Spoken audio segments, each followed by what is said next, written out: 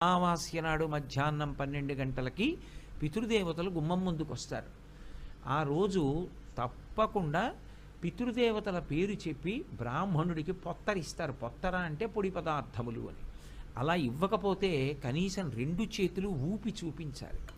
ఇక శ్రాద్ధకర్మ చెయ్యవలసిన రోజు, వాళ్ళు శరీరం విడిచిపెట్టేసిన రోజు. ఆ రోజు కడుపున పుట్టినటువంటి అన్నదమ్ములు అక్క చెల్లెళ్ళు కలుసుకోవాలి. కర్త మగపిల్లవాడు.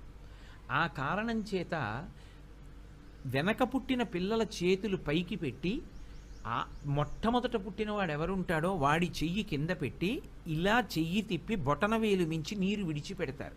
ఒక్కొక్క దానికి ఒక్కొక్క సంకేతం ఉంటుంది. ఇలా ఇస్తే దేవతార్చనం, ఇలా ఇస్తే భిక్ష, ఇలా ఇస్తే పితృకార్యంలో విడిచిపెట్టాడు. ఇలా విడిచిపెట్టిన నీరు ఏది ఉంటుందో అది పెద్ద కొడుకు చేతుల మించి పడుతున్నప్పుడు పితృదేవతలు ఆ నీళ్లు పట్టి